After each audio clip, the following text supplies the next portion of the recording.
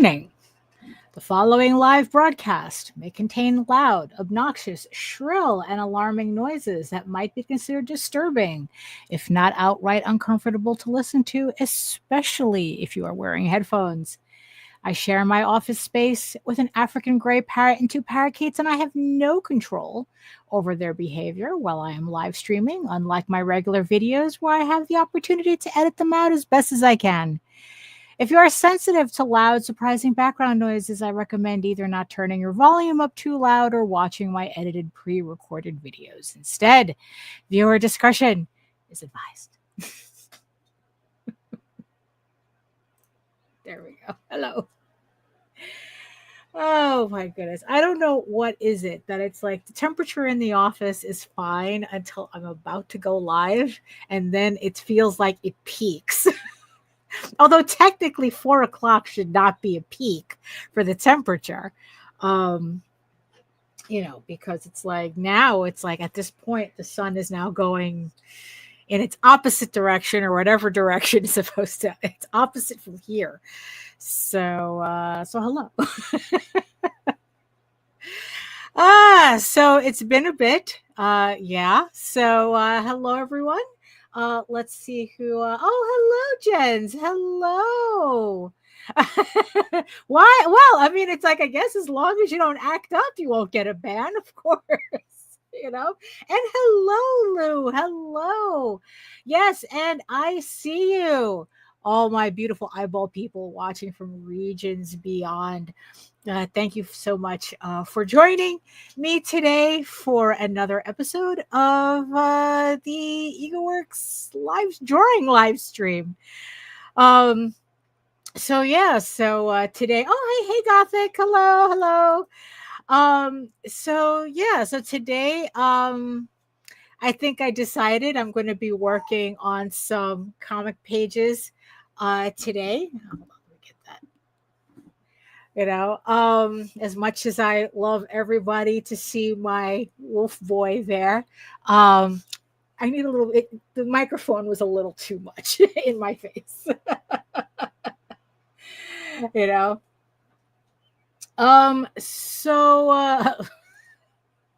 I don't know what you mean by lately. But it's like, look, just be cool and everybody's cool. That's all I can say, right? So welcome everybody to another live stream. My name is Daphne Lage, and I'm a cartoonist, illustrator, and comic book artist from New York. I have been self-publishing comics since 1992, and you know what that means. With a few exceptions, the characters on this program are weird and peculiar and not to be trusted. And I am known for my furry fantasy adventure tall tales and my medieval fantasy drama Ego Raven, Heir of the First Unicorn. I am also co-host with Nita Lanning on the Rage Into the Vlogs show about every Monday and Friday, as long as our schedules don't conflict. And and on the Indie Comics Network. And you can read both my comics online at egoworks.com, EGOWORKS. And if you're joining me from anywhere else, you can check out all my videos on how I make my comics here on YouTube at my channel at Daphne Lage, Lager. So make sure you like, share, subscribe, and hit that notification bell so you get notified whenever any of my shows go live. So, oh no, not the headaches. Well, you know what? If you have to go take a nap, go take a nap. So we are not anti-nap here. Oh, hello, HR. Hello, and hello, Horizon. Oh, thank you. Thank you so much. Yeah. So, okay. So what, I don't know. So what's the housekeeping? That's been going on. I don't know. A lot's been going on, but I don't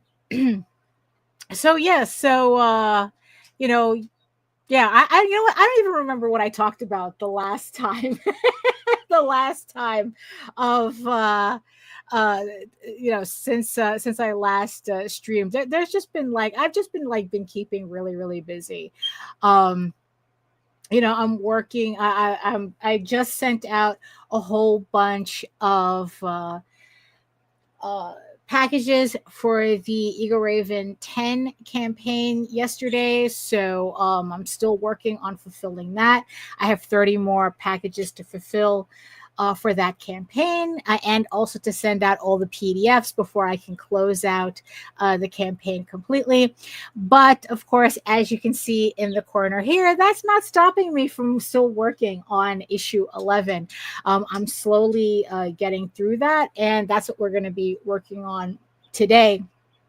I am just a couple of pages shy of being halfway through the issue. I still want to, I'm really trying. HR, it's like, I'm trying. I'm trying not to burn myself out again. I mean, if I'm a machine, I'm an older machine that keeps needing to have parts replaced. I'm trying to get all this work done. Try to keep the semblance of a release schedule that I have for this year. I mean, I knew it was going to be a little tough. Because this is actually the first Kickstarter year where I don't have anything like artistically in the bank. Like before, Kickstarters were a lot easier to do because it's like I was always like ahead. I was always ahead of whatever books were on Kickstarter. But so that pile is pretty much empty. So I'm working on the books as the Kickstarters come up. So also I have this like hopefully really big job coming in that I'm still waiting for approval, but I'm kind of sort of still working. I'm working on it anyway.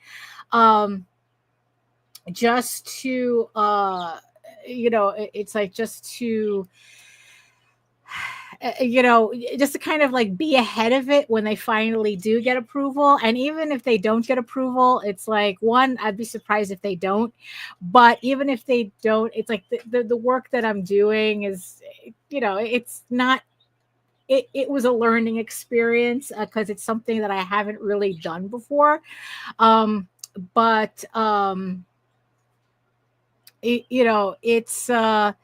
So I'm trying to get as much done as I can before that project pretty much takes up most of my time. And and I'm trying to get through Eagle Raven 11 as much as I can so that I can still keep my Kickstarter schedule, although I do have it kind of like, there is a chance I might have to like push it back a bit, probably by a month, if I have to because of this job. But I'm trying not to. I'm trying to keep all my jobs kind of like, I'm trying to keep all my jobs kind of like together and on schedule. So, because it's like the other things that I have is also I was cleaning my pens. I took apart my Rapidographs last night to clean them because I have another commission that I have to finish. Like I already got approval from for that commission a couple of weeks ago. I just actually have to do it. It's a partial traditional piece, so I'm going to ink it on Bristol. That's why I had to clean my pens. Because if I have this bad habit that I have this like run where I'm using my pens constantly, and then I forget. And that's like when I don't have to work on anything anymore, I just leave them. And then it's like all the ink gets all crusty and everything. So I have to clean them before I start a new project. So so the idea is to create a traditional pen and ink piece and then scan that in and then digitally color that. And then what I do is I make a full-size printout of the final color piece, and I send the commissioner both the traditional pen and ink and the color piece together. So I have to work on that. I also have another kind of pseudo commission that I have to do for Baltimore Comic Con. That's coming up in 4 months, and I'm still like slowly preparing for that. I mean, one of these days I'm going to have to do like a test setup, where just to see like whether the plan that I have for my table at Baltimore Comic Con is actually going to work, or whether I'm bringing too much stuff. That's the one thing that I have to like try to figure out, is that will I be I don't want to accidentally bring too much stuff, or at least stuff that is never going to be on the table because all the spaces are full. So I have to figure that out as well. So there's a particular piece that I have to do for Baltimore for their convention book. So I have to get that done, I think by July 1st. So yeah, so it's like I kind of sort of have a layout for that, but yeah, that's kind of like the big things that I have to finish in the next couple of weeks.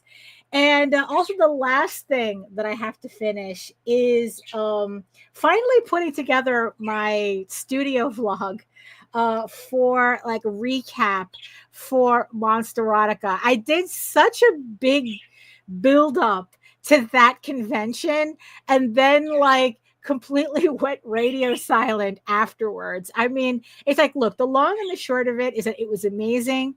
I want to go back again next year. I'm hoping they they offer more tickets so that I'm not like chasing down resellers for an extra ticket.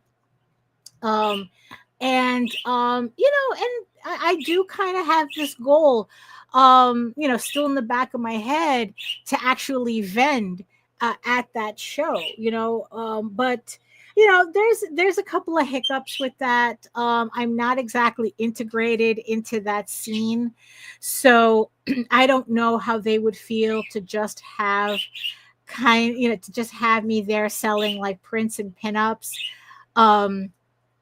I mean, I could still make stuff specifically for the show, but the fact that I don't have like book cover cred, it's not like you can say, oh yeah, I did the cover for this, or did the cover for that book. And it's like, no, it's just, this is just my artwork. I'm just here, fucking around, and it's like, I don't know if they're like, how open to like that, like, artists who aren't really in the scene. I don't know how much they would be open to that, but I'm gonna like prepare a little bit and see what happens. But that's not for a bit. But yeah, so my main things that I want to finish in the next 3 weeks are the commission that I spoke about, the piece for Baltimore Comic Con, Eagle Raven 11, which we're going to be working on some more, for the rest of the video, and also to put together finally that vlog 13, which is the Monsterotica recap. So that's kind of like what's been going on my end. That's what a lot of people have suggested actually in the chat, in previous chats, conversations, that I should do some test covers, or like some pseudo covers, like, and that's kind of like some of the ideas that I have. There's a couple of prints. Let's see. Janora, hello. Need a portfolio to see if someone in the scene would be interested in hiring you for a book cover then. Yeah. You see, that's the thing. I don't really have a portfolio with that type of artwork in it. So I could kind of like kill two birds with one stone by making these pieces. And it's like, oh, this is what I can do. So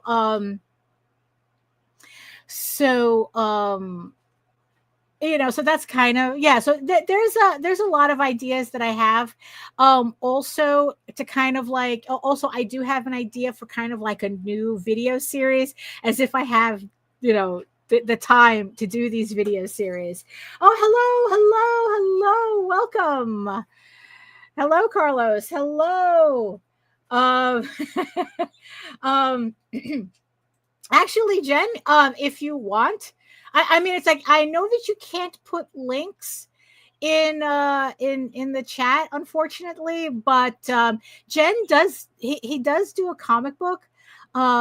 He does self-publish. I unfortunately I don't remember the name of your book, but if you want, you can go ahead and put the name of your book in the chat here. It's like, I believe in, all our artists, all artists and self-publishers, sharing the love of the work that they do. So yeah, I know, it's like every art piece I do feels like an audition for something, and that's kind of like, yeah, that's kind of the thing that I'm really like feeling with these pieces. Oh, but I was thinking of doing like a video series where I kind of like, I'm doing yeah, exactly, preaching to the choir here, right? Where it's like I have this, where I'm thinking, it's like, what, maybe I should do like a video series where I'm kind of like doing a cover for a book that I just finished reading, and then like kind of like doing a recap of the book while I'm drawing the cover. And it's kind of like, you kind of like see like a 10-minute speed paint from the beginning to end. And kind of like, oh, hello.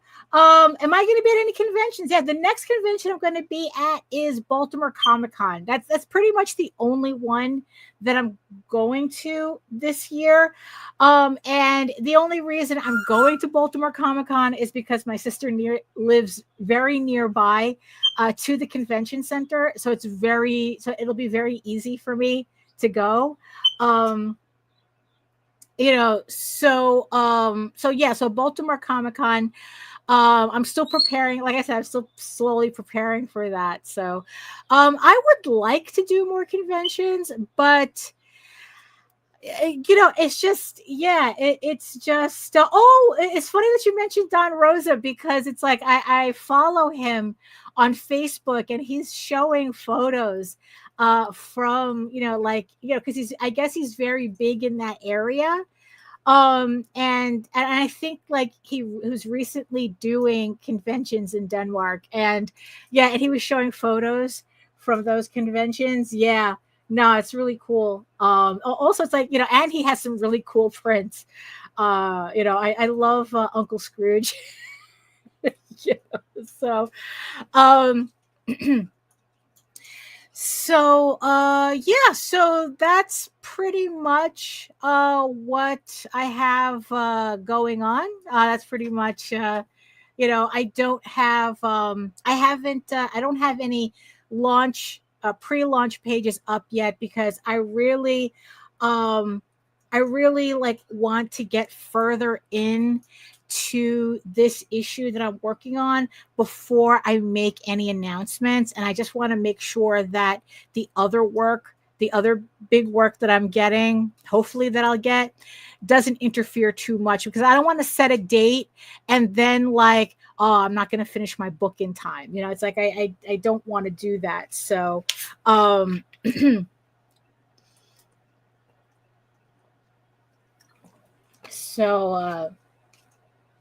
yeah, so yeah, so I guess that's it for me in terms of updates. So you all know I'm going to Baltimore Comic-Con. So there's that. So yeah, so what I'm going to do is I'm going to switch over the screen. Usually I wait until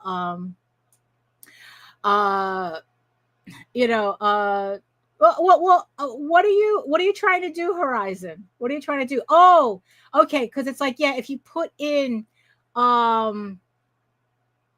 I guess if you put in like an actual address, it will block.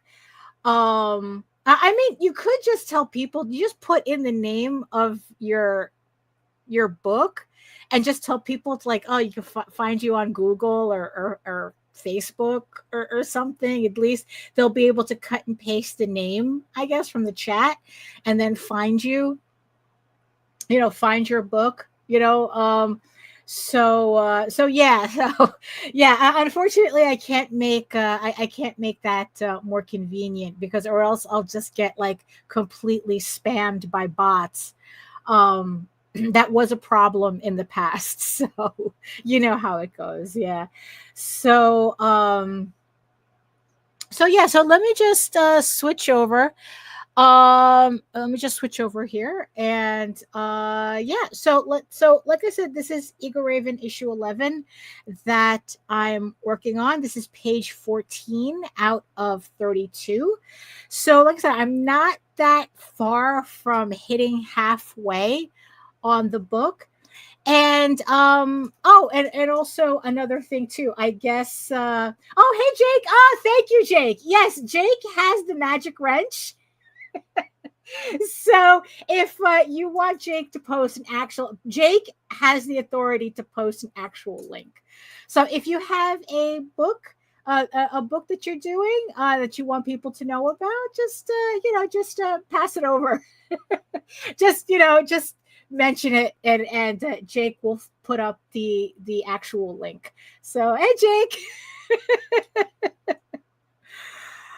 So let me just okay, so let's get the music started. I'm going to keep it a little lo-fi, like in the background, for uh, for a bit. So and as always, if it sounds like I'm competing with the sound, if it sounds a little bit too loud, just tell me so I'll lower it. So because I usually have it lower in my headset than so that I'm not completely distracted by it. But yeah, so if it's too loud, if it's too loud, then just tell me and I'll lower the volume. So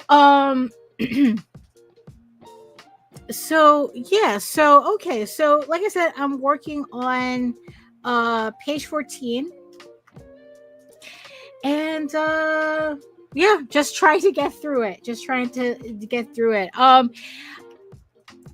just kind of like just been a little strange, because it's like, I don't know, like for a little while it felt like I could do pages a little faster than I'm doing now. But I don't know, I guess because there was like a little moment where it felt like I was able to do a page a day, and I got a little over enthusiastic about the idea. But that hasn't happened. I haven't been able to repeat it. So I think it has a lot to do with the fact that I'm now in the part of the book where there's a lot of characters in the panels. So that's kind of taking me a little bit longer, I guess. I'm not, or it's just it's just, I don't know, it's like, I guess with there's so much work that I have that I've been doing, that I don't know. It's like I said, I haven't been able to repeat that, doing a page a day, which would have been convenient, but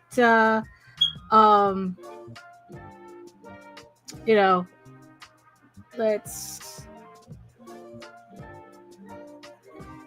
but as long as you see, like, yeah, like Hyde says, my computer crashed. So you said you're going to be no Baltimore, not Boston. Boston is in the opposite direction. And then Lou says that she's done zero art today because of this headache. Right. I mean, it's, there's always something kind of getting in the way. Right. So it's like, okay, so let's see, what am I doing here? Yeah. So let's see. So what else has been going on? Right. So I was watching a video this morning, right, about this guy who has been doing artist alleys for 10 years. I know that I had said on a previous vlog that I wasn't going to watch artist alley vlogs anymore because I thought that I say, Hyatt says I was in a 4-hour layover in Baltimore on my way to Boston. Right. Yeah. So I'm doing Baltimore. Like I said, I'm doing Baltimore because my sister lives near the convention center. So it's very easy for me. So let me see. Oh, did I just? Okay. Yeah. There's this thing where it's like, I think I'm pressing the space bar, which moves, which allows me to move the screen around. But then all of a sudden I'm drawing like a line straight through my, my stuff. So I got to be careful with that.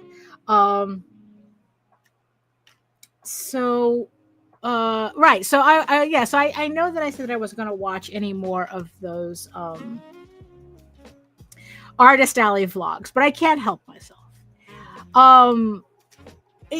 Because it's like, I don't know, there's just something about the idea of artist alleys that I guess I still hold eternal to.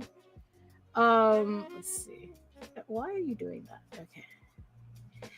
So I'm still watching those, right? And I was watching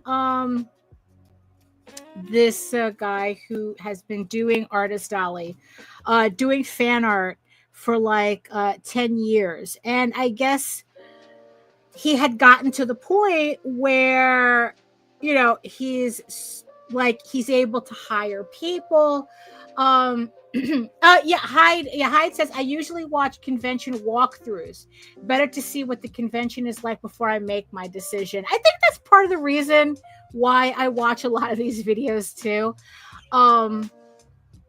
It just so happens that I get to watch people talk about how they do their artist alley as well. Like, it's because of those that I decided to like change up my how I do my table. And and everything. So so this particular guy, right, he's gotten to a point where I guess it's like he sells so much fan art that he's now, I guess, able to hire people to work conventions for him. Must be nice. But he's selling fan art. And it's like his artwork's nice.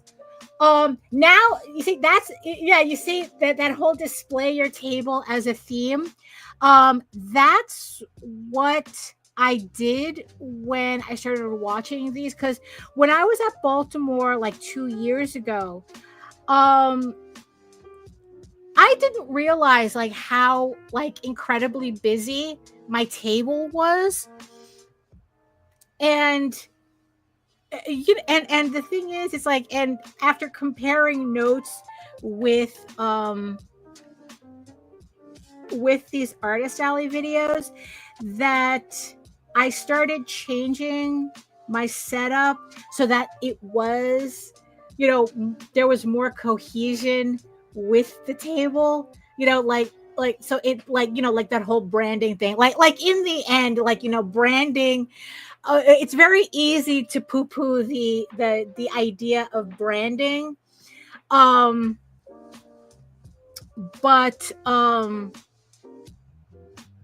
No, there's something to it. There's something to having like a really cohesive vision on your table, at your table at a convention. The days of just showing up, grabbing like a tablecloth from, I don't know, from the dollar store, and then just throwing your stuff haphazardly on the table, those are long gone. Those days are long gone. So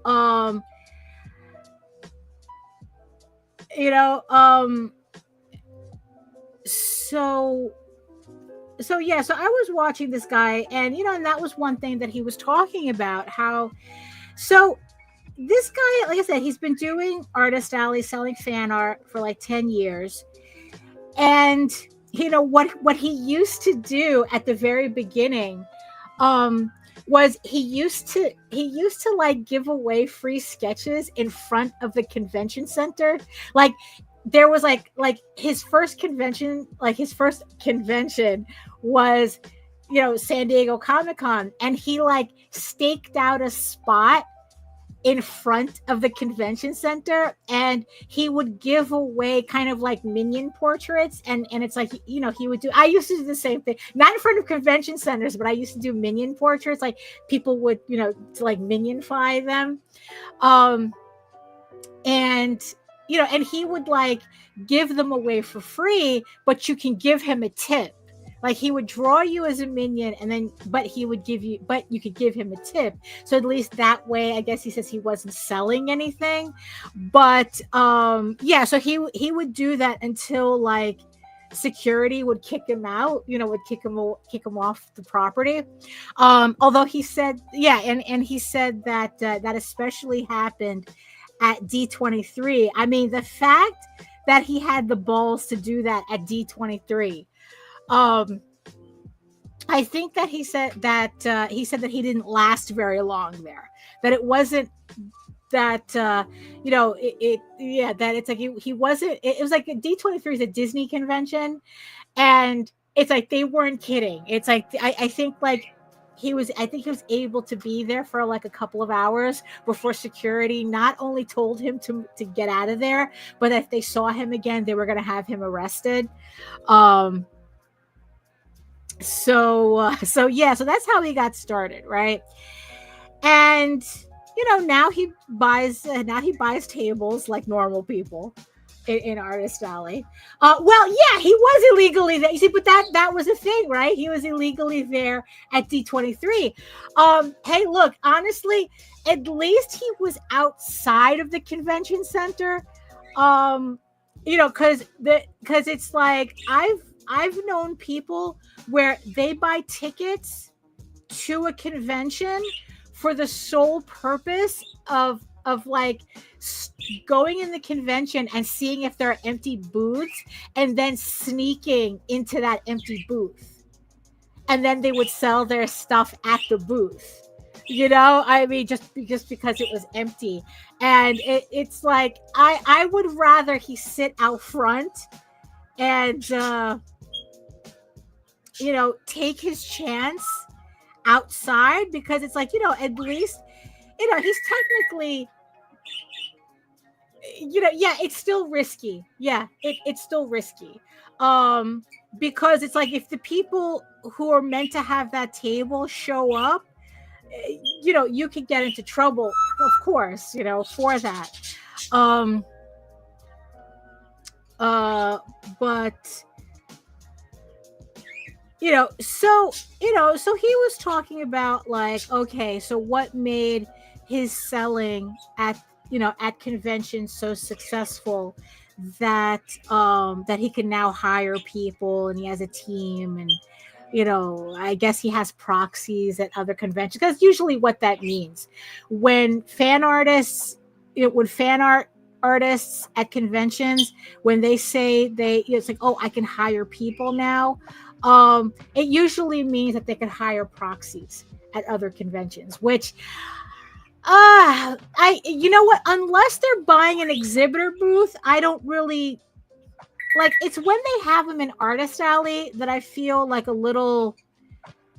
way about that. because it's like, I think the whole point of Artist Alley is that you're meeting the artist who did the artwork. You're not, it's like, I'm not there to see, like, if I just wanted to meet representatives, you'd be in the exhibitor hall, right? But not in the Artist Alley. So, so that's usually what that means. But I know that anime conventions are a lot more strict with that than like comic book conventions. So I guess it depends on I guess, like, yeah, I don't know. It's yeah. So because there used to be this guy that would, like, when we were going to conventions regularly, there was a particular artist there that he would kind of like have this like giant wall of like pop art, like superhero heads, like fan art heads. Like, it would just be the head, and then it would have like some kind of like faux Andy Warhol dots in it, and that would be the piece, right? And he would have like a whole wall, like very low effort fan art. And and the thing is, it's like, and I guess a lot of people, he would get a lot of shit for it, because he would always be in the Artist Alley, and I guess like he did a comic book, like, just to say that he had like, no, I'm selling my comic on my table along with the artwork. Right. So it's like, so I belong in the Artist Alley. So you couldn't say, well, it's like, if you're just selling prints, you should get an exhibitor. Oh, no. I'm in the Artist Alley because I have this comic book that I did. Right. Really obnoxious. And yeah. And it's like, and this particular person was like, he had a really obnoxious setup. He had a really obnoxious setup. He had, and it's like, and it's like, and what he would do is that he would send proxies to like every convention. So no matter what convention was going on, he had somebody there selling his stuff. I don't know if he was one of these guys who, like, no, that was another guy. I don't know if this was the same guy. Where he would like pretty much go from convention to convention. Like, he made so much money with prints that he would literally sleep in his car during like really heavy convention season, and then he would just go to like whatever the nearest Kinko's was, or FedEx office. He would make the prints and then sell them at the convention, so he didn't need to like carry stock with him. He would just go from con to con. I don't know if this was the same guy or just like the mythos of other print people. But what was my point? Oh, all right. So this guy, right? So this guy in the video I was watching this morning.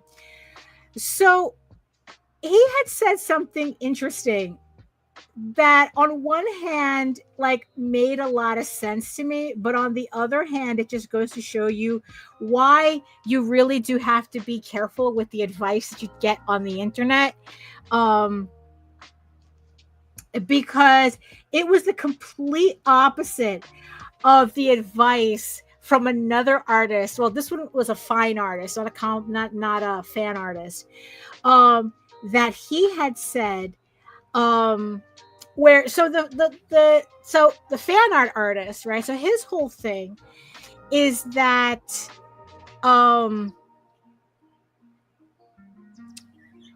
is that like to just like what was it that he was saying? That it's like, like if you go to a convention and you're selling your prints, right? And people aren't buying your prints.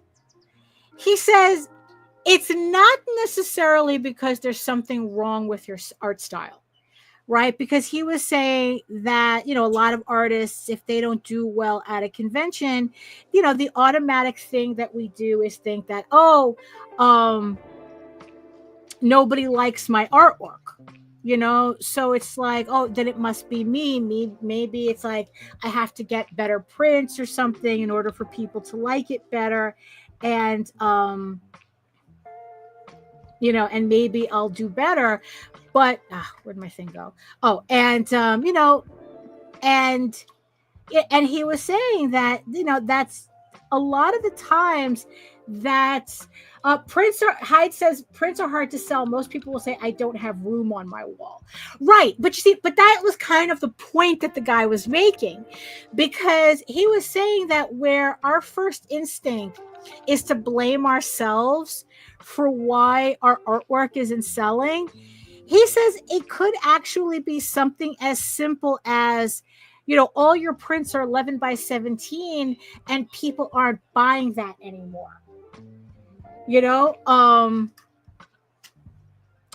So it's like, it probably has less to do with your actual skill level than it is on how you're accommodating the customer in front of you with the artwork that you have. And, because he was saying that it's like, it's like, look, it's good to want to improve your artwork. It's always good to want to improve your artwork. But he says it doesn't matter as much as you think it does at conventions.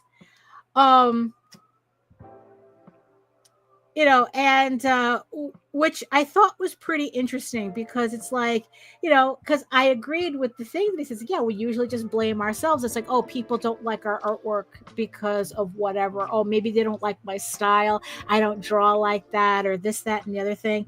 And it's like, he says that the problem that a lot of artists have is that they think too much like an artist and not enough like the average person buying artwork, which is the complete opposite of what this other fine artist says, that if your stuff is not selling, but then again, he was talking about a gallery environment. If your stuff is not selling, it's because your artwork's not good enough.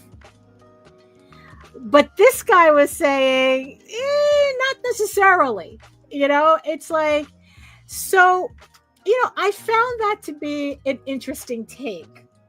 And this is where changing up the display and my table and everything kind of like came together, because it's like, because he was saying, it's like, look, the average person that buys artwork, they're most of the time not artists, and they don't know what they're looking at. All they know is that, it's like, all they see in a piece of artwork is, what does this artwork solve for me? What problem does this artwork solve for me?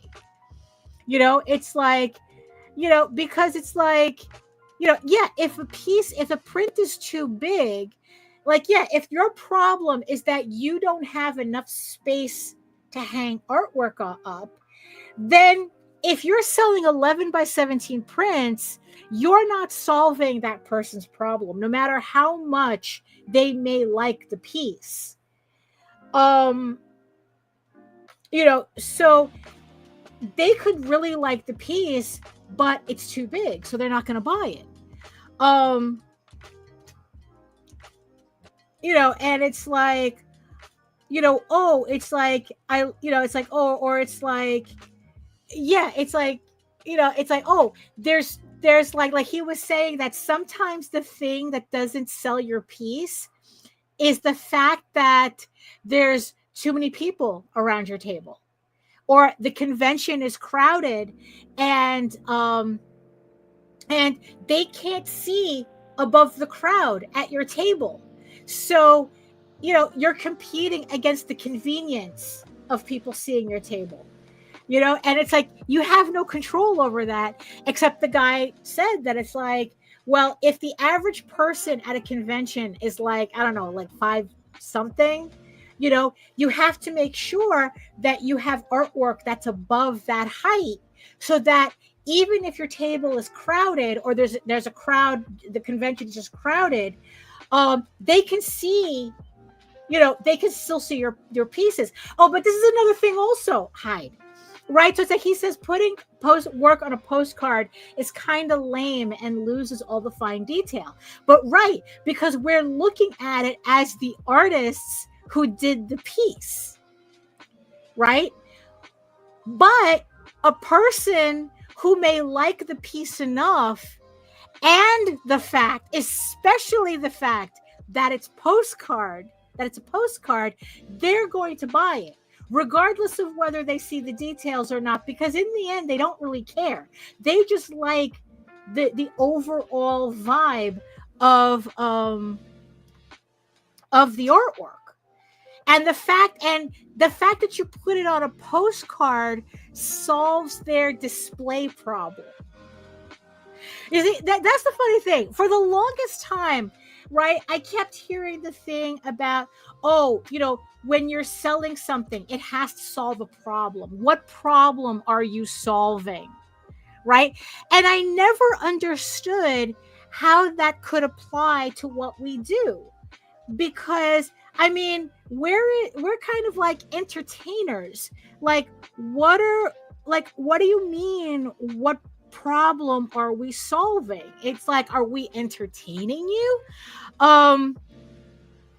It's like, that's the only thing that I could have thought of. It's like, well, am I entertaining you? Am I not entertaining you? Like, do you want to be entertained?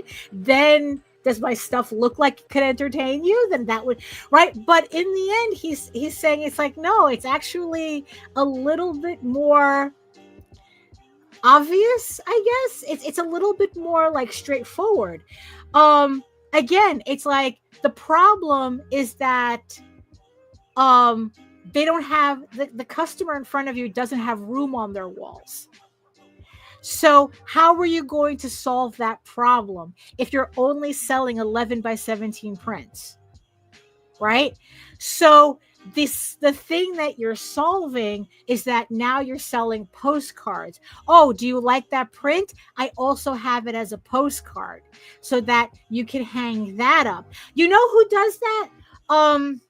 You know who I saw does that? Although, like, technically if you go to any museum, right? You go to any museum, but I'm thinking specifically of like Wonderground Gallery at the Disney parks, where it's like they sell it's like they sell all these, like canvases, but every piece of artwork is on something else. They have it as postcards, they have it as like smaller prints, they have the giant canvases, they have it on mugs, if you prefer it that way.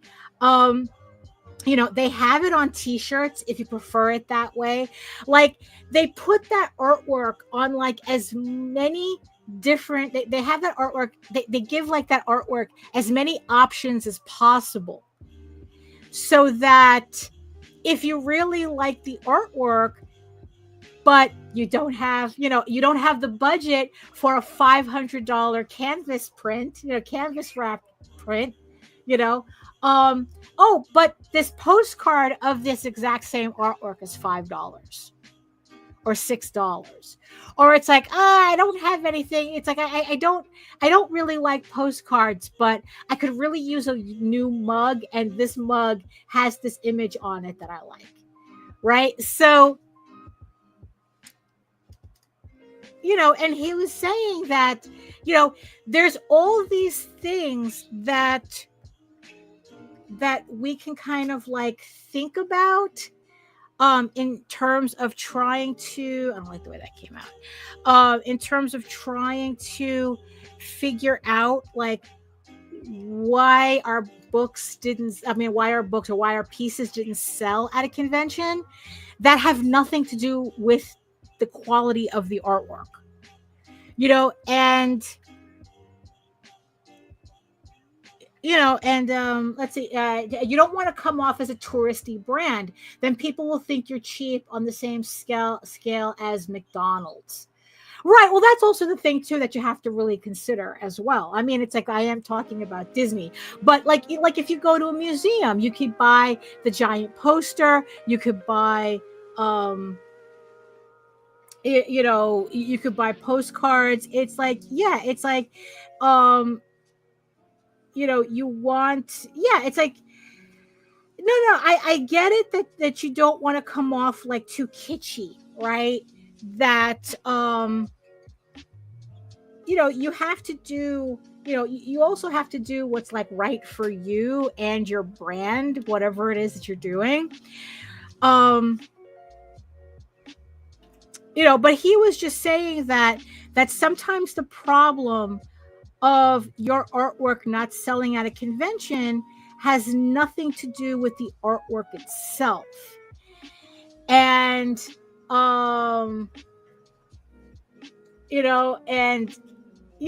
that's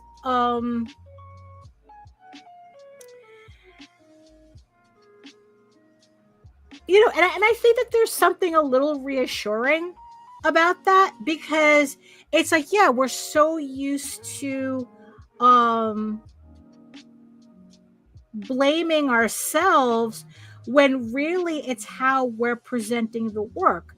HR is saying that I'm building my abstract geometrical mid-mod design style. No one in comics has it. It's my gap to fill. Looking outside the comics field to come back in more unique. Right. Yeah, that's also another thing too. Jake says, from what I gather, the brand can be taken as far as the customer's experience allows it. Right. And that was also another thing. It's not an art to do art. It's an art to sell art. Ooh, I like that. That's also another thing the guy had said too, that he's an artist, but when he's at a convention, he's not an artist. He's a salesperson. And that was also kind of like, oh yeah. It's like, oh, we kind of forgot that part. Like that's also another thing where, again, it's like we can kind of like get caught up in being the artist and not remembering the environment that we're in. And it's like, and now it's like when you're at a convention, you are now in a sales environment. People are there to see art. It's the same thing with fine art. People are there to see art, but you're not necessarily there to be an artist. Janora says, Karine Charlebois up here used to do panels at conventions about how to price your art and commissions. Yeah. So that's kind of like what the guy was talking about, where it's like when you go to a convention, you have to not be an artist. You have to be a salesperson. And and that, requires, I mean, man, if you're the type of artist that takes commissions at conventions, I can see how that could be really difficult, because it's like once you put your head down to, Charlebois. Thank you.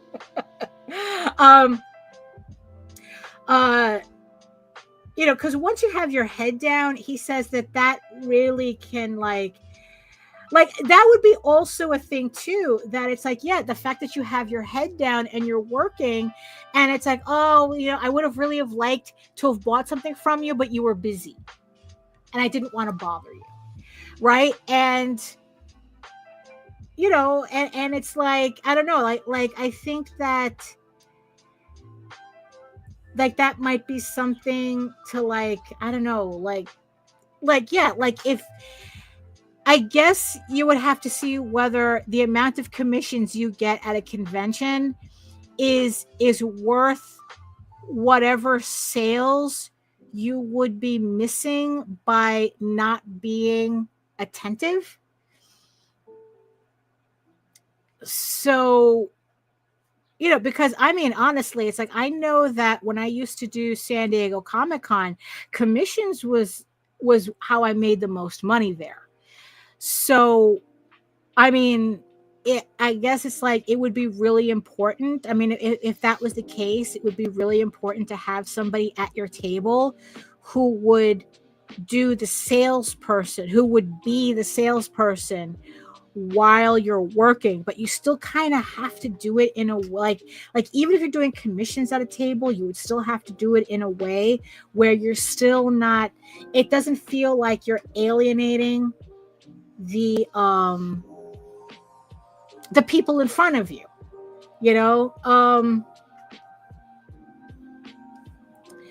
so so let's see. So what else was he saying, right? So he was talking about that, right?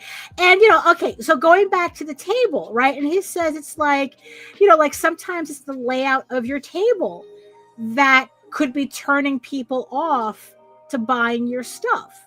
Like it's like I had said that he said that, like, oh, if the average person is like 5 foot something, you have to make sure your artwork is displayed higher than that, so that they can see you.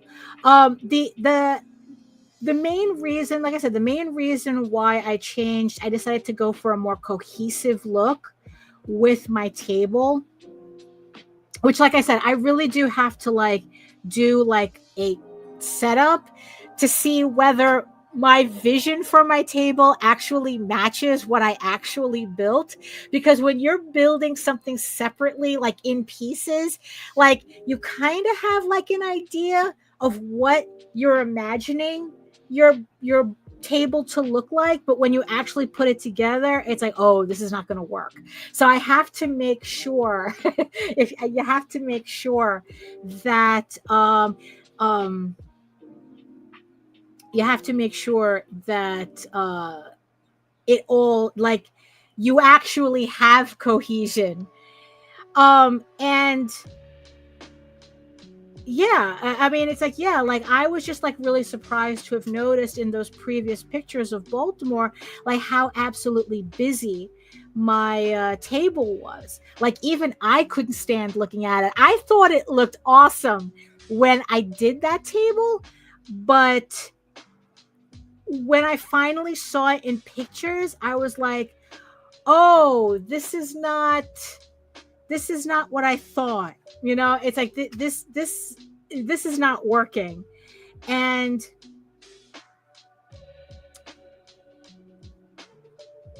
and it's like, so yeah, so I have to so he was, so that's the thing. So maybe another reason why I didn't do well at that Baltimore Comic-Con 2 years ago, well, I mean, it was empty. It's like the convention was competing. It was on the same weekend as Small Press Expo and some kind of pennant game at the baseball or something. It was like some kind of baseball game. So there was really nobody at the convention. So, but maybe I could have made sales if my table wasn't a confusing mess. Maybe it's not because people don't like my work, but it's just that I had too much sensory overload on my table. So yeah, so I thought that was like pretty interesting. Now, granted, like I said, I'm still kind of tempered by the thing that that he sells fan art, and that seems to be the only thing that he does. It's not like I think that it's I don't think he's selling like any original pieces or or any original work or anything. Yes, simplify. Yeah, that's No, for real. It's like we tend to forget that, or at least I did. Um, and I'm actually kind of glad that my like the base colors that I like using are like as all like grays. It's like, you know, like here, it's like, you know, like the base colorway that you see on in my branding is gray, is like shades of gray, right? And I think that and I think that when I put the table together and I put my comics on top of it, my comics will actually stand out from the gray, even if it has a pattern like a jacquard pattern on it, or a floral pattern on it, because it's gray, right? And a comic book is always going to stand out with all its, you know, colors. You know, and it's like, so I think that this time around, I think that my stuff will stand out better on the table, because I'm starting with a simple base color. And then the idea is for the artwork itself to stand out, as opposed to like my artwork competing with my tablecloth, right? That's what I'm hoping. Monsterotica was interesting in terms of kind of like getting a sense as to like how they make how the artists there did their tables. The authors themselves, I mean, because you know, they really didn't have like a lot of elaborate stuff going on. It was mostly like they did have artists interspersed with the authors, and you know, no surprise, they're the ones with the most elaborate. It's like if the booth has an onyx colored frame, I think the art and comics will pop. Yeah, yeah. Oh, sure.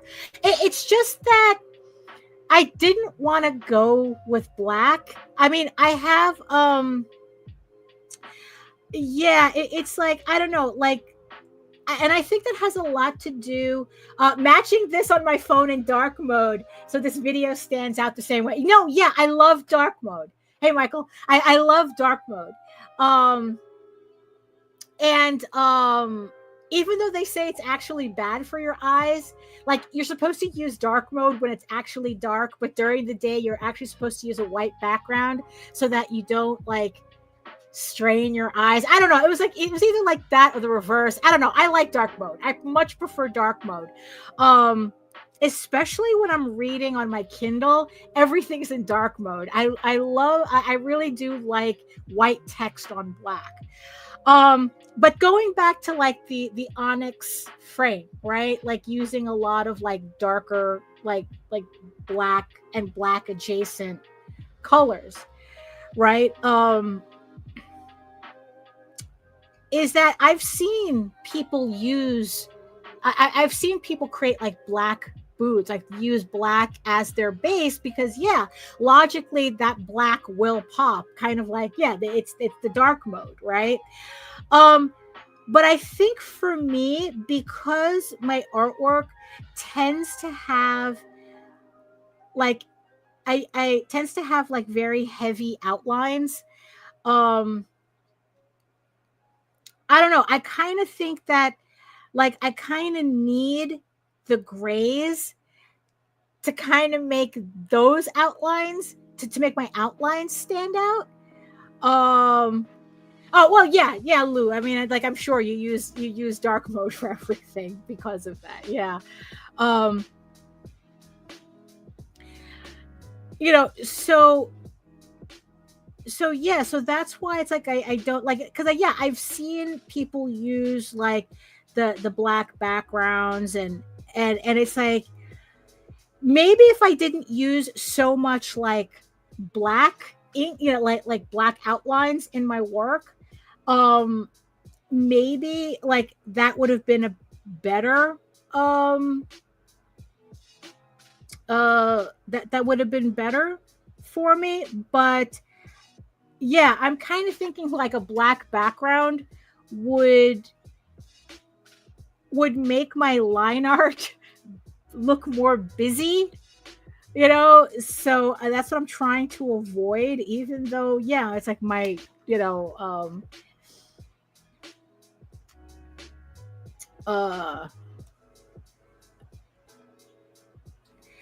you know, but yeah, it's kind of like, yeah, it's, yeah, because it's like, yeah, because there was this one woman at Monsterotica where she had a predominantly, oh, speaking, boutique psychology uses black to make the wares pop in a negative space. The parallel with comics is interesting observations. You know, yeah, because there was this woman at Monsterotica, this artist, where she had this giant ass booth, and like, yeah, she used black as her base, like everything was black, so that, you know, and then she used black light for her work, like a lot of like purple, like she used like purple lights and then like black light, so that her artwork would literally glow. And it was pretty interesting. Do I remember, did I get, I don't remember if I got pictures of her booth. I'm pretty sure I did. um you know, so it's like her artwork was really like glowing in the dark, you couldn't miss it. um you know, which that I found interesting, a little over the top, honestly. um but you know, but that woman, she had like constantly had a line at her table. You know, but also, you know, like the type of artwork she like it completely matched the vibe of her artwork, which was a lot of like fetish imagery, a lot of like bondage imagery. So it kind of looked like it really did look like those fetish boutiques that used to be around St. Mark's Place. Well, you know, like kind of like places like the Pink Pussycat. Um, none of that is there anymore. They completely squared the place up. But it's like these kind of like, you know, like triple X stores that used to be like ubiquitous, like downtown, in the Soho area and everything. And it's like, and that's what her booth looked like. It reminded me of those like for me, old school fetish places, only because they don't exist anymore in the city. Um, I mean, it's I think that you would really have to go out of a blacklit horse and buggy stand for the next Monsterotica. I mean, you know, I mean, really, I mean, it would that wow, yeah, something like all nice and blacklit. Because really, that really worked. That really worked. Um, you know, I mean, it's like, yeah, to make like a House of Bob booth look like a fetish shop, you know. Oh, adult stores are plentiful in central PA. We have a bunch of them just along our one highway. Yeah, you see, I mean, because they really like, ever since like the Giuliani, when he really like sold Times Square to Disney, essentially. Um, like a lot of those places got really pushed out. And and especially like in the Soho area and around Christopher Street and all that, like a lot of those shops, yeah, they just like, as those places got more and more gentrified, you know, they need the weirdos to make everything interesting enough for them to move in. But once they move in, they're like, no, all you guys got to go now. We don't want it weird anymore.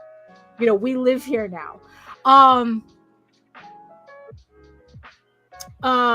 So, but yeah, like you know, like yeah, because like I said, this booth was like, looked like that, you know. And it's like, yeah, it's like, definitely. Although I probably couldn't fit a back of blacklit horse and buggy stand. You know, although it's like I said, so the artists that were there, they did a lot of creative stuff with their booth. that had me thinking, you know, and you know, and it's like, and that was also part of why I can only imagine your birds. No, you don't want the birds under black light. No, um, you know, I mean, it's like, you know, it was just like, yeah, they were doing some really interesting things. You know what was big, literally and figuratively, at Monsterotica? The cutouts, the character cutouts, the life-size character cutouts. And there were so many, and it's like, from what I'm seeing, I guess it's like that's a thing at book conventions where the authors get cutouts of their characters so that everybody can, because at comic book conventions they usually don't allow you to do that because it requires you, unless you buy a booth and you purposefully make the space. But it's like people had them like right in front of their tables, like you have the table and then they would just put them poof right there in front of their table. Oh, there's the hot merman, you know, that you could pose next to or something, right? And you know, and usually it's like, and I usually don't see that at conventions because they don't want anything in the aisles. You know, they don't want anything blocking, like kind of like encroaching on the aisles. It's like either that thing has to take up your space, or a House of Bob Sleazy Manhattan Peep Show theme, smudged velvet, and a blinking marquee announcing the hot, hot, hot release. Oh my God! Oh, you know what I would love to do? They're a little expensive, but it's like I've always wanted to get like. Actually, no, it depends on what you get, because if you just get I'm sure that I could get like the pink, like neon. They don't actually use like now they do the neon and LEDs, so they're not as expensive. So it's like to get like the hot, hot, hot in neon, in that LED neon, to put it. Oh yeah, I would so do that. I would so do that and make sure that it blinked. You know, I mean, really, I would so do that. That would fit the theme. You know what's funny? If I go to it, it's like, yeah, because Monsterotica kind of like is like an up in the air thing, right? But like if I were to go to like Anthrocon, where I would really like push the House of Bob like forefront, like push the House of Bob theming to the forefront, I would totally get that done. I would totally get that done. You know, get the hot, hot, hot, you know, and then it's like, yeah, of course. Yeah. Real neon. And also it's glass, you know, and it's like nobody's working in glass anymore, you know? You know, and of course, whatever gases that they put, it's like I would donate my tablet and the Marquee app for this. What's the Marquee app? I only know of one Marquee, and I know for a fact that's not what you're talking about. You know, but like those, because there were people at, like I said, at Monsterotica that had like the neon, you know, the LED neon signs, you know, and I was just like, well, where do you get that done? It's like I have to look for a place that you know, like even to just have it says House of Bob. Ryan Claytor does custom neon signs designs, so you can always ask him. Okay, cool. And always neon gas. Yeah, I guess it is. Yeah. You know, I mean, it's like, yeah, a black light poster, you know, I mean, it's like, oh, it's just a scrolling text app. Oh, yeah. Oh, I know what you're talking about. Yeah, we could do that too. Where it's like you have kind of like those little, like you see on the halal carts or something, you know, like you see at the bodegas where they just have like the scrolling. The nail salons has those where it's just like the scrolling text. Yeah, but I mean, I think, yeah, it would be like, it'd be a lot of fun, I think, like visually, because definitely like a House of Bob setup would be something completely different from like my regular setup. I mean, and it would just depend on how I would it would just it would just really depend on like how committed I would be to doing conventions, because it's like that would be too funny. That would be way too funny. Exactly, to make it pop. Yeah. Like, I mean, gosh, it's like, because blacklight posters I know are expensive, because it's like they have to silk screen those colors. It's not a regular printing. They have to silk screen it. And then it's like if you wanted like a sword in chromium, then that's like a whole other process as well. Like you could either like have that silk screened, or you could have it like foil. You could have like mirror foil put on, but it was just, that'd be just crazy. you know um you see, it's like that would like, I would have to it would depend on like how committed I would be to doing conventions, to just like constantly doing conventions, you know because it's like, because I technically already have a poster setup for or at least all my alpha males. It's like I have the one banner for the unicorn guys and the one banner for the wolf guys that I would like to have done, but I also, like want to finish all the mascots for House of Bob, so I could have like another banner with just them on it, as well with all the women of House of Bob, just on the, so it's like it would be, it would, wow, I could see it in my head, right? It would be like so trippy. $1 million booth idea, do not steal. No, Jake, I'm not stealing it, I'm just borrowing it.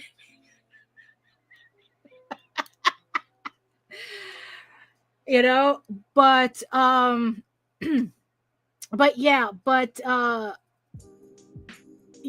then it's like so and then it's like you combine it with the standee, right? But like I said, I know that most conventions, or at least the conventions that I'm familiar with, they don't allow that type of thing unless it's already in your space, like if you get a booth and you have the standee there, but it's in your space, not in the aisle. But I don't know, it's there's a lot of maybe you could start a booth design business. No. I used to work for a print company that did shit like that. And no, the answer is no. I would not want to do that. Because it's like like they would do like the manufacturing and the banners, and and it's like, and they have done cutouts and the whole thing, but it's like, it's no, that it's like, I like that kind of work for myself, but not for other people. It's like I'm loving all these ideas, because it's like, it's like I can see myself building these table setups, like, you see House of Bob would definitely work with that, like that onyx black, shades of black background, because like I said, it would be like, that I think, like, because because now it's like we're going for a vibe, where it's like my regular booth table thing, it's more about selling the books, and it's like, and being simple, right? Like you said, Jake. But I think like House of Bob, like to do a House of Bob table requires vibe, and it's like that would be like that's a completely different thing. And it's like, oh yeah, it's like you would do the neon light, and it's like you see like the black, like if we could get like a black velvet like texture tablecloth, and you get the black background, and then you put like black light on it, and then the neon, and it's like you put the lights on it. I think that that that would yeah, exactly, right. But that's that's the thing, I what it is, it's like working, like kind of like thinking of these displays. I mean, it really does trigger the whole DIY thing. It's like that whole like needing to be crafty, and and I really enjoy that part. Now but the problem is that once I have that part done at a convention, how do I enjoy the rest of the convention while I'm there? That's kind of the other block. Let me see how this is looking. It's very easy to draw in pieces and kind of like lose track of what the actual artwork is supposed to look like. Yeah, it's fine. Maybe I should raise her tail a bit.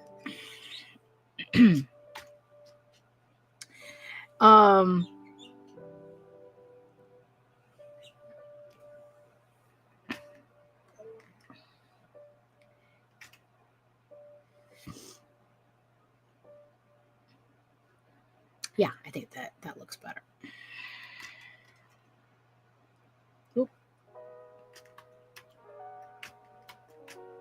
Okay, good.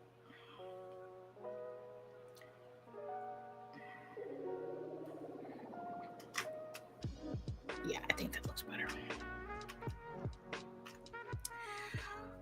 Hold on. Let me just fix this before I get too distracted and forget about it. Just clean this up. Oh, okay.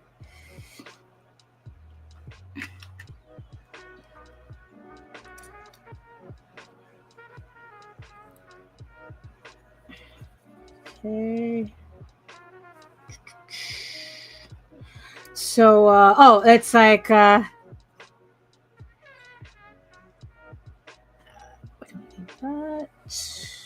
I need that. I need here, there, okay.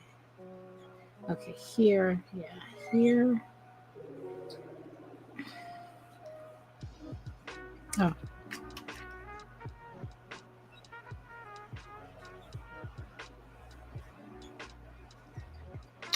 Okay, good. Yeah, the need to be crafty to lure money out of the pocket. Yeah.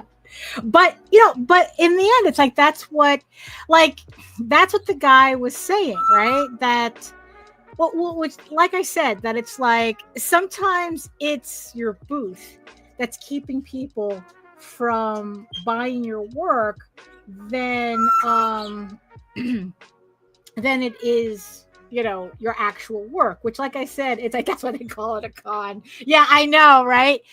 Like how much it's like the amount of psychology that goes into this, right? In the end, like I said, the days of just showing up at a convention, throwing a Party City tablecloth and then your books on the table, long gone. Now it literally is about the psychology of audience bait. But if I can build something that's cool along with it, I think it's a win-win,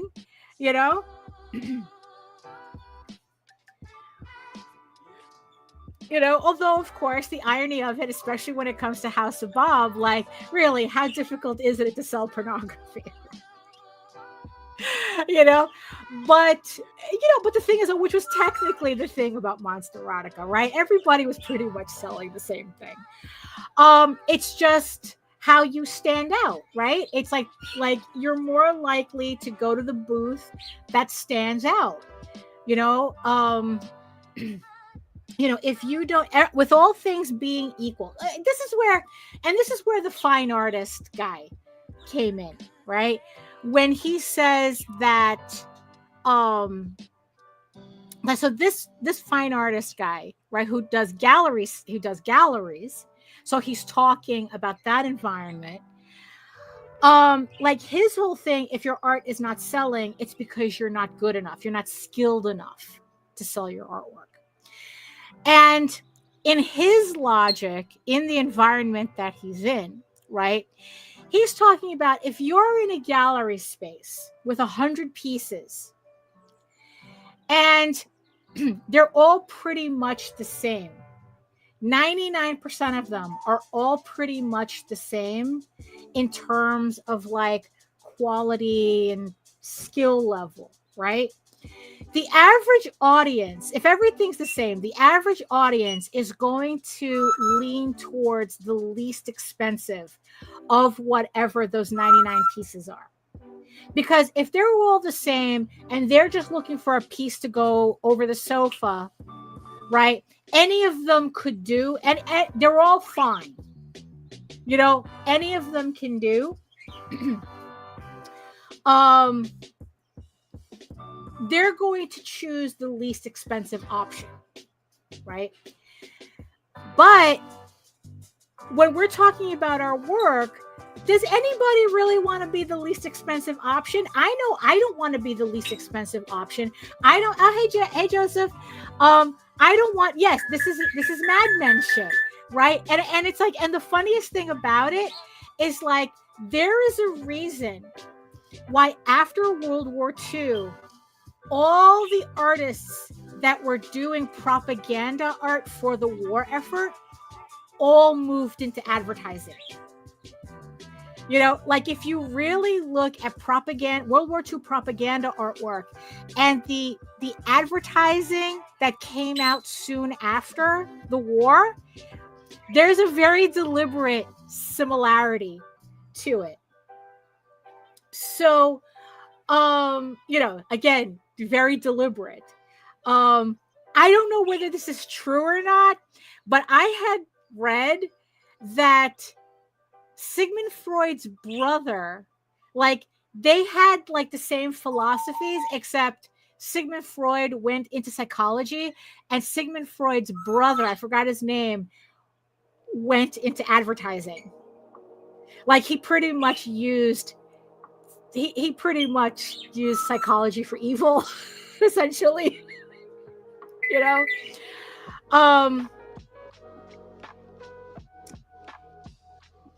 So the painter, right? So he was talking, so like I said, it's like we don't create to be you see, I was pressing it to move. It's like we don't create to be the cheapest offering in the room, right? So so his point was that if you're the equal to everybody, to that 99, to those 99 people that you're in, the consumer is going to go for the least expensive option. The one person that's making 90% of the money, though, because it's that weird math that there's always going to be like that top 10% or 1% or whatever percent, a very small percentile in any given creative space. You're going to have the person who's going to be making 90% of the money, and that last 10% is going to be divided among the 99 other people who are there, right? So again, all things being equal, people are going to choose the least expensive option. If you want to be the person that makes 90% of the money, in his case, it's like you have to be more skilled than the 99 other people. You have, like, I guess in this case, it's your skill that's going to that people are going to gravitate towards in this environment, right? So we bring that back to conventions, right? We bring that back to conventions. So if you have 99 vendors, right? It's like, again, going back to that obnoxious print artist I was talking about earlier, right? If you have 99 vendors who are selling all the same Spider-Man fan art, that pretty much everybody's equal. You know, again, the person who's selling everyone's selling Deadpool, right? The least expensive person is going to get the sale. But in this case, because this guy, you walked into the convention and he had the most deliberate, most obnoxious booth with what I would consider the most mid artwork you can sell. That's the booth everyone's going to gravitate towards. It's not necessarily the most skilled artist there, but because he has the most ridiculous looking booth that everybody zeroes in on, right? That's where they're all going to go. And it's like, well, I want a Spider-Man print anyway. I might as well just buy it here. Right? So that's kind of the logic behind it. And what's funny is that it's because of this guy that a lot of conventions started putting height restrictions on displays. Height restrictions, and you're not allowed to put prints on the outside. Like your prints, like your imagery can only be in the space facing your booth. Like you can't have, because what this guy would also do was that he would put prints on the opposite side. So no matter what, so pretty much he was technically encroaching on the airspace of the other artists behind him. Because it's like now, like you'd have the artists sitting there at their table and behind them was art that had nothing to do with you. And I swear I think the tariffs had calmed that down, honestly. I'm not sure by how much. Jake says, come 10 years and the artist alley will be multi-attraction sites with their own gift shops at their exits or concession stands. Yeah, I know. You know what's funny? There was a video I saw of this Japanese manga convention, which was exactly that. Except this was a convention that was only publisher, like it was only the big publishers at this convention. There was no artist alley or nothing. And that was essentially the convention, is booths with their own gift shops and concession stands. I shit you not. It's like, that's exactly, like there was this one publisher that made their entire space look like a carnival. They had carnival games and everything. And it was all just to sell manga. You know, you could buy, you know, yeah, you have the shops, you had the food, like really, it was a ridiculous looking. Now, the funny thing is that, yeah, it really did look like the way people were like going on and on and on about their booths and doing the scaffolding. And it was beginning to look like that. Oh yeah, the big pubs, yeah, they make their own to compete with Comic-Con. Yeah. You know, and it was just like really crazy with this video that I was watching. And so I mean, yeah, so a lot of artist alley people were getting there is elastic structured paint, something for the booth. I don't know. You know, I'm sure someone somewhere has tried something. You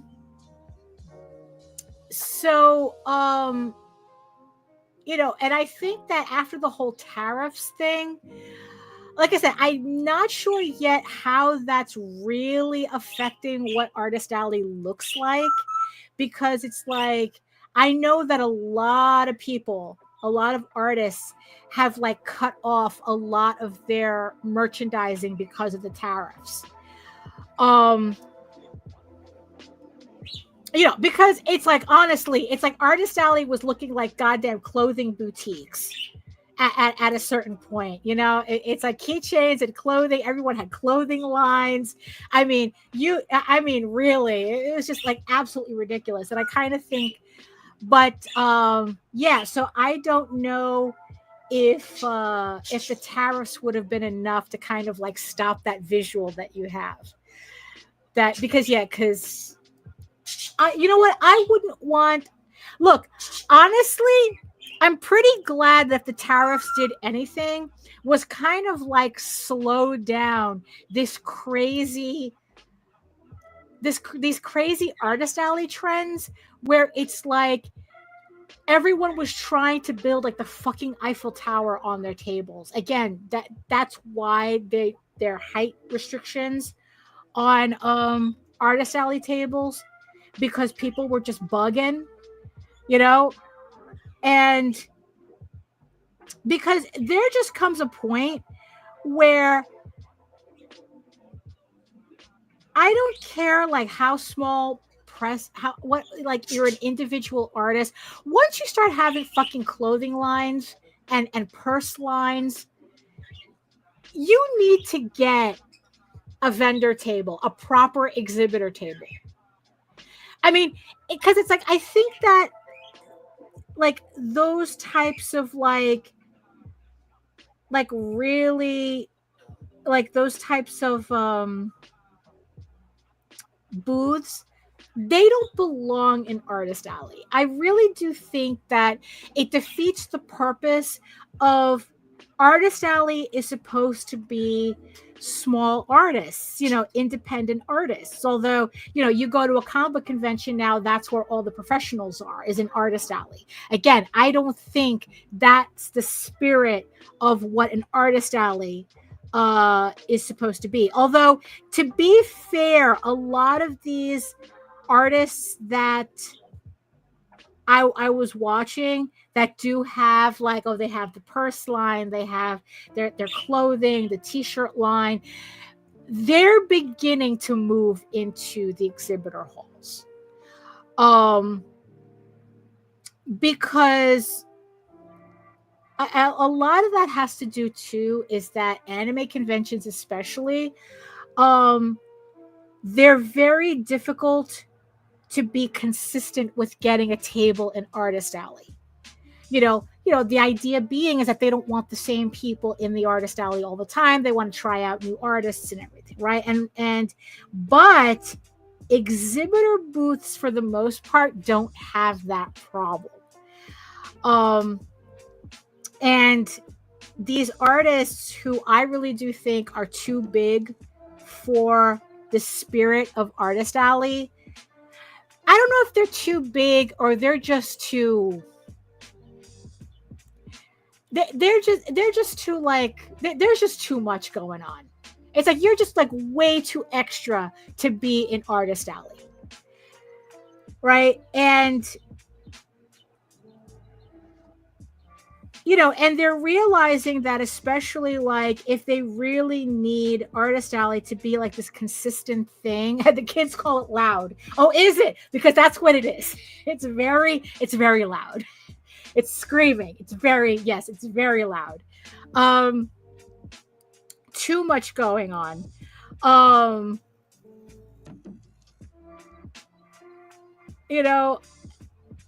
And yeah, it's like they want the consistency. They're realizing that if they want the consistency of having access to these conventions, they have to pay.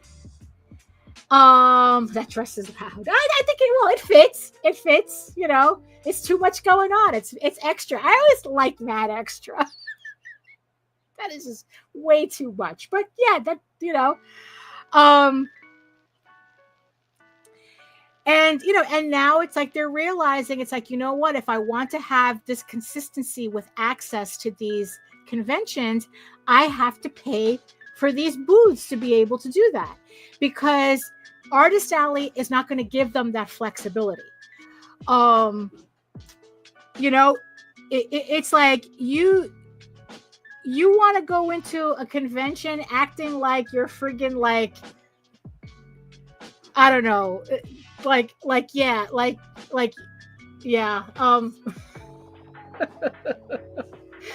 You know, yeah, they really do need to be out of the Artist Alley. They don't belong there. They don't belong there. You know, so if they want to do, and then it's like, once they're in Artist Alley, they could do whatever they want. You know, it's like they can have their little concession stand, they could have their little gift shop, you know, their little experience, you know, they can do whatever they want. You know, but you know, we'll see. How, you know, whether you're you know, have you seen that there's a stretchy table textile you can put on like a oh yeah, I've seen those. I don't know, I'm not a fan of that look, although like I understand that it's supposed to be very streamlined, but yeah, I much I don't know, I much prefer the tablecloth. I much prefer the drapery of the tablecloth,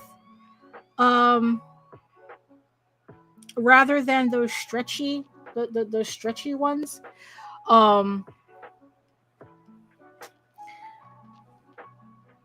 Because yeah, the vendor that I got my banners from, they have those.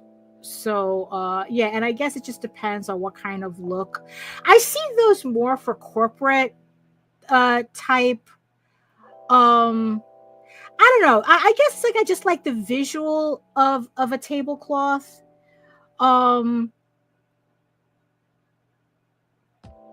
know, yeah, that's what I prefer, you know. And also the thing is too, is that I think that like if you get a smaller table, like, because again, like table sizes is not something that, if you're depending on the convention to give you a table, you can't control the size. Like you would have to be bringing your own table to from what I've seen, in order to really utilize that stretchy table cover,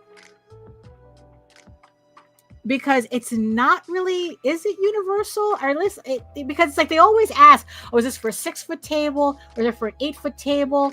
But I mean, if it's stretchy enough, it should be able to accommodate, right? But like I said, it's not a look that I prefer. Like it's like it just screams a little too corporate for me, and you know, that's obviously not the look that I'm going for. You know,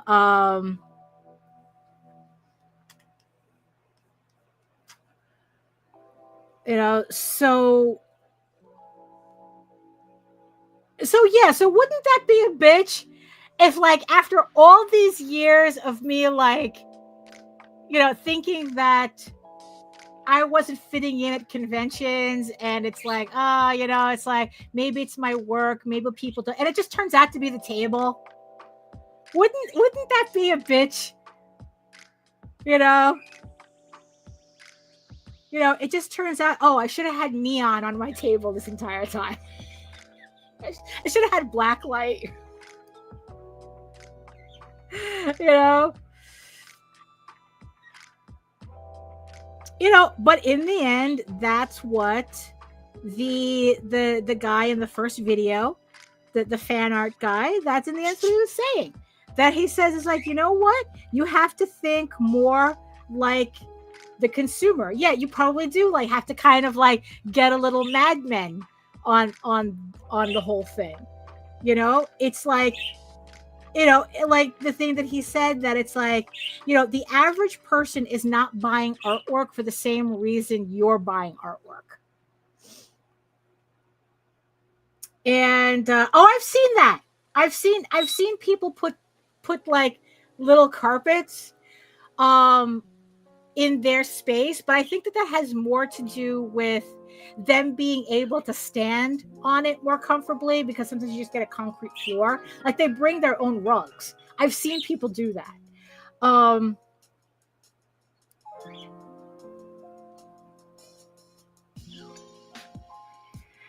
You know, that kind of goes back to a conversation that I had.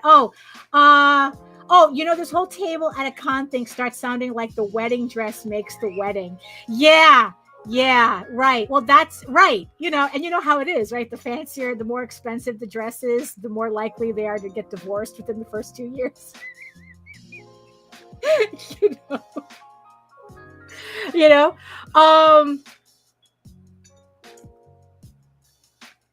you know, because you see, that's kind of the thing. You see, that's kind of the catch, right? Is that we don't want to make the table so crazy in the opposite direction with theming that we lose sight of the fact that we're selling something.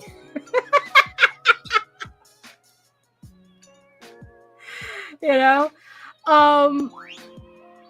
You know, it's like, look, not for nothing. That's the reason why the wedding dress industry, like in and of itself, is like $1 billion business. Just the wedding dresses alone. Because there is this fantasy that the wedding dress is the centerpiece. The bride is the centerpiece, but really it's the dress that's the centerpiece. You know?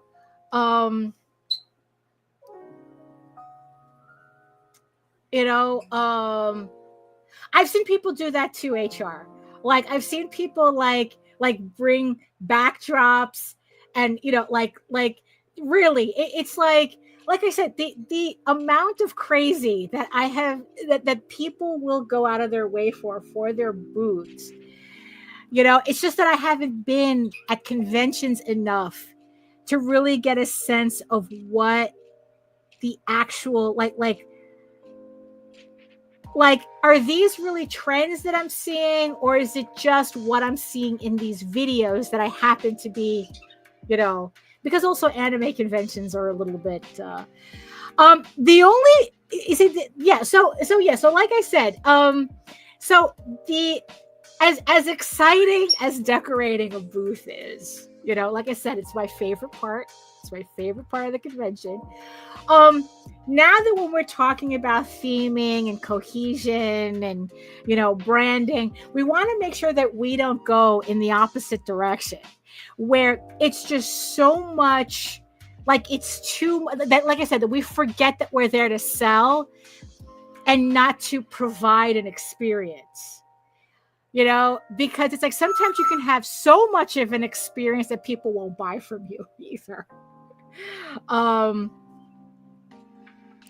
So it's kind of like, finding that middle ground. But I mean, honestly, though, I really do like that idea for a House of Bob table. I really do. I really do. Like I said, it's like you get the black, and it's like you put the neon, and like I said, it's like maybe get like some kind of like dog collars or something studded, to put, to kind of like zhuzh up the space. It's like, it's just like really funny. How it's very easy for me to visualize, but I haven't even put together my regular my regular space for a regular convention. So maybe I should see how that works out first before we start putting marquees and shit on the table. Although honestly though, the marquees are not that expensive. I don't think that they're that expensive, right? I mean, it's like, like if I were to go to like Amazon right now, right? It's like, what do these things go for? Amazon. Let me see. Like if I were to get like, I don't know, like a marquee for the table. How marquee letters. marquee sign. Okay, let's see what they got there. Okay, they have just like the regular, like, okay, they have some light up, but do they have anything with the, oh, here we go. Scrolling, huge, bright advertising LED sign, $79. How big is this? And it has all the colors. And it has all, is this the ones you see in the nail salons? Well, oh, they have different sizes. So they have a 3x7, which wouldn't work if I got a 6-foot table. So it would have to be something smaller. Because, yeah, 7 inches. Oh my God, did I almost do a spinal tap? 7 inches by 3 inches is, oh, here it is. Okay, it's only $21. If I get a 15 inch by 4 inch is $44. Although, 7 inches by 3 inches, I mean, I guess, like, I guess it depends. Like, here's, thank goodness Peter's not here. Here's 7 inches right here. 7-inch sign right here. 7 inches.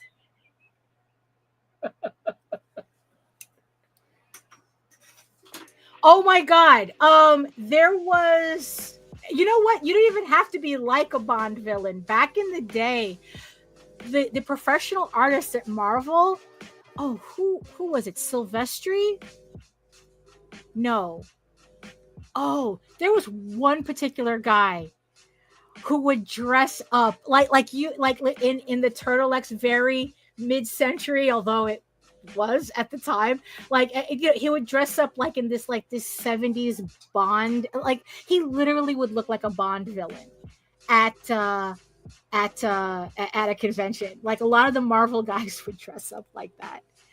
Oh my God, I blanked out on all their names. Steranko, yes. Steranko, yeah. Like, he had like the perfectly coiffed white hair, right? And he literally looked like a Bond villain. Meanwhile, Neil Adams would dress up like Indiana Jones. He would always have, like, I don't know, like he had like cargo vest or something, like, for all his supplies. Like, he would dress up as Indiana Jones, and Steranko would dress up like a Bond villain. And then it's like, who was that other guy from Broadway comics? I forgot his name, but he was also another one who would dress up like a straight up goon at conventions. I mean, it's like, oh, damn, his name escapes me. They're all their names, but yeah, definitely Steranko is the one I'm thinking of. But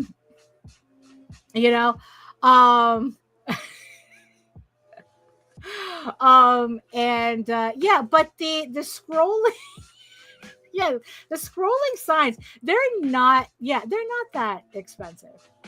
Just the scrolling light signs. But you see, but that's the thing. It's like, how not, yes, Jim Shooter. Thank you. Yes, it was Jim Shooter.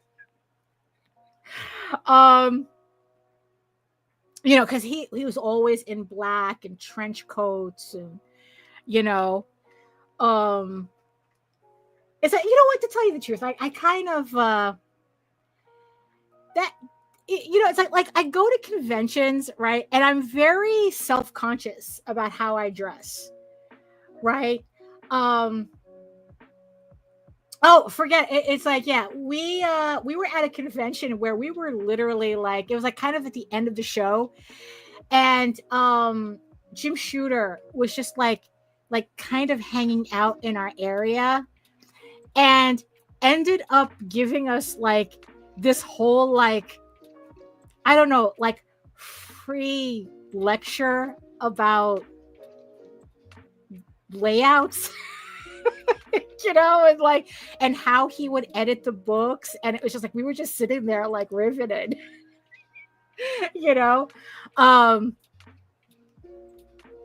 So it's like, we're sitting there, like listening to Jim Shooter for like 45 minutes talking about how he edited books, you know? Um, so, yeah, so it's like, yeah, so that's also another thing too, right? Because it's like, like I go to conventions and it's like, I don't, I dress casually at conventions, but I like to think of myself as very neat, like, yeah, it's not like, look, it's like there are plenty of people who go to conventions or they're working a convention and they look like they just rolled out of bed, and to tell you the truth, I do kind of miss the idea of seeing professionals dress up like Bond villains, you know um instead of looking like they just rolled out of bed. And it's like, and that's like, but yeah, but like, wouldn't that be dressed to distress? I mean, but really though, wouldn't that be a bitch to set up this brand new table, with the cohesive, branding and everything, and then find out that was the reason why people that was keeping people from really buying books at my table? Wouldn't that would, oh my God, I would be so mad. I would be so fucking mad. And then I would do it again. And then it was just like, well, let's think a little bit more about these tables then. But you know what? I think that in a strange way, I would feel better if that happened, because then I could stop thinking maybe it's me. I mean, I would appreciate, I really would appreciate not having that be my default thought. Yeah, pretty much, Jake. That's the look. That's the look. Not a Bond villain. Instead they're coming out looking like the gamer guy from South Park.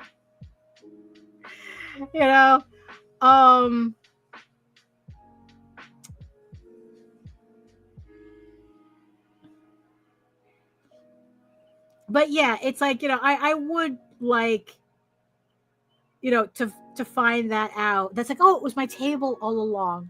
It's my table setup, all along, and not have to like, oh, it's not me. It's not me. I don't have to take it personally. But we'll see. Definitely we'll see if a wizard will appear. It's just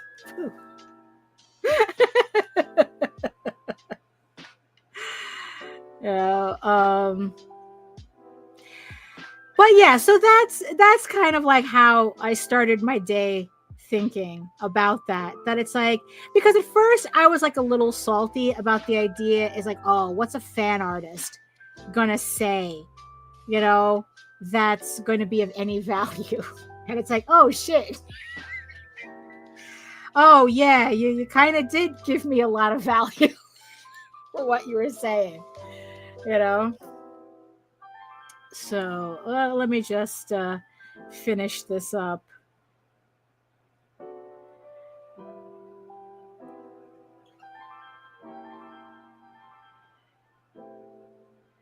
Yeah.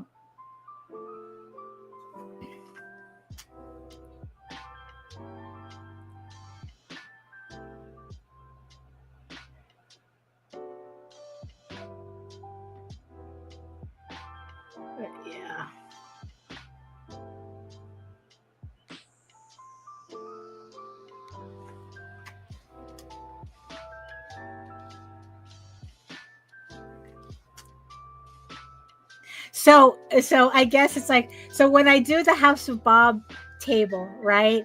So it's like, so do I have to have like a little plaque on it that says table design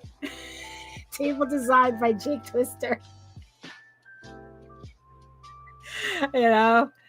That'd be really funny, because I mean, really, it's like that would be a fun looking booth. That would be a fun looking table.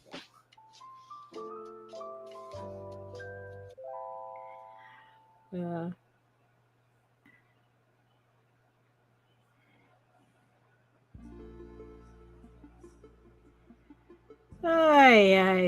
wow. Oh, so we're already at the top of the second hour. So let me just kind of, of course it's not completely done, but at least, I got some of this panel done. So I could just slowly move on. Oh, yeah, no, of course. I want a small mini booth on the table and pedal QR codes. Yeah, that's that's the thing. That was also another thing that JD was talking about. Where it's like, what if like we traded like postcards and things, like every time we went to a convention, that it's like, like if you went to a convention, like what if I sent you postcards to have on your table, and then I would have your QR codes and postcards on my table, right? Or something like that. And he was thank you Michael, right? Yeah, let me just bring that up here. So yeah, let me just, where it's like, yeah, it's like, yeah. So it's like,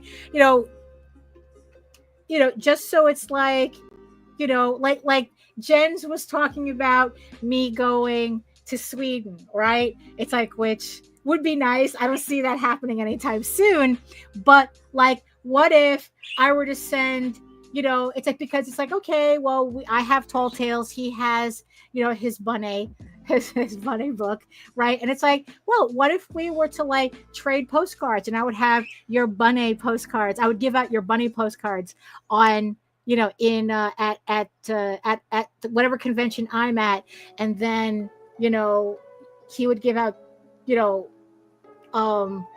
postcards at his, right? So Jake, yeah, so it's like, it's like, so if I'm at Anthrocon or Monsterotica, right? It's like, oh, here's QR codes, here's the book from my friend Jake, who did, who helped design my table. Well, and he also has his own books, you could check that out too. So it's like, kind of like, but that, I think that's a conversation. You'd have a guest book. Oh, that's another interesting. Oh, you know what? People were doing that at Monsterotica too, that they had guest books for everybody to sign and draw in and stuff like that. And yeah, and you could put in your, I know I did. I was putting it in my website, in the books and everything. Yeah, that, but that would be cool. That's a cool idea too. You see?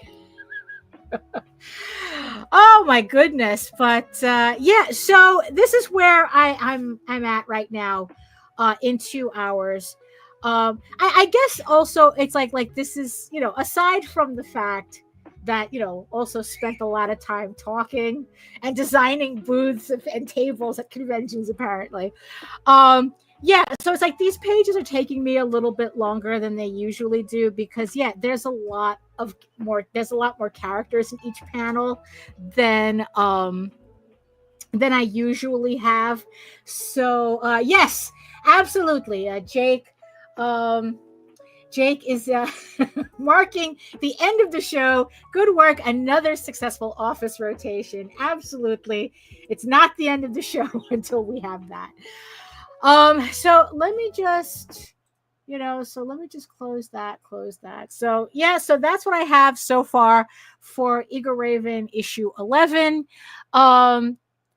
and we could just switch over that. So, boy, I didn't think that I would be able to talk 2 hours about con tables, huh? Good grief. But I think I think that a lot of good ideas here, a lot of good ideas that I definitely have to like keep in mind, put a pin in it, you know. Thank you, Jake. So it's like all my links. Jake is kindly putting my link tree in the chat because I forgot to do that. But it's also in the show notes as well. So if you see it in the chat and if you see it in the show notes, oh my God, I should have eaten before I did the show, because now I'm like really hungry. So I guess if that doesn't mark the end of the show, if that doesn't mark the end of the show, I don't know what will. Oh, so thank you everybody for definitely. Wow, it's like you really kept me company today, especially. So thank you so much to Jake and HR and Jens and Hyde and Lorraine and Joseph and Lou. I hope your headache went away. Carlos, Horizon. Lou, did I say Lou? Janora, where are you? Janora, thank you so much for keeping me company today. While I think I did pretty good, getting at least a full character done on this panel. And thank you so much to everybody in all my beautiful eyeball people watching in the background. Well, actually, I'm probably the one in the background, and you're doing whatever it is you're doing. If you were working, if you were drawing along, and just listening to me babble about conventions and and tables, and it's like I hope you got something out of this and some ideas out of this. I think we all agree black light and neon lettering. I think that's the next con trend. So like I said, thank you so much, everybody, for joining me and keeping me company while I worked. You could be anywhere else, but instead you decided to spend it with me, and I appreciate all of you for that. So thank you so much. Thank you so much. So if you want to learn more about me and my artwork and everything else that I do, you're going to head on over to my main portfolio site. Hey Lou, hey Gothic. Thank you for coming. Thank you. So like I said, if you want to learn more about me and my artwork and everything that I do, you can head on over to my main portfolio site at egoworks.com, EGOWORKS, where you can find links to all of my galleries and social media sites, but I mostly post to Facebook if you're interested in seeing sketches and current work in progress. And also remember, you can find me here on YouTube at my channel at Daphne Lage Art, in case you're watching this from Twitch. Come on over to YouTube and make sure you like, share, subscribe, and hit that notification bell so you get notified whenever any of my shows go live. I will be back on Friday with Nita with our Rage Into the Vlogs show. Rage Into the Vlogs show. I made that whole thing purposefully complicated. At 11 a.m. Eastern, where we will be spending another hour probably talking about more convention tables. Probably not. No, there was a specific topic I had wanted to talk about on Friday. So we can, so you can join us there. And we could talk about that. And Nita can weigh in as to whether 7 inches is large enough for a table. For a sign, a table sign, a scrolling table sign. Oh my goodness. So remember that you can also read Ego Raven, Heir of the First Unicorn, for free, uploading every day, Monday through Friday. But if you prefer your fantasy to be more of a furry Lord of the Rings adventure, you can follow the link over to Tall Tales. That's TAILS online.com. And not only can you read the first 20 issues for free, but you can read the latest story arc, which is also currently uploading Monday through Friday. But if you want an easier place to read Ego Raven, we're also on Webtoon. Ego Raven updates every Tuesday on Webtoon, and Tall Tales updates every Thursday. Thank you so much, everybody, for joining me today. Again, I should have a quippy saying for the show, but I don't. But as always, be better today than you were yesterday. Be better tomorrow than you were today in all aspects of whatever it is you're doing. So thank you so much again, and I'll see you all next time. You are all weirdos. Ugh.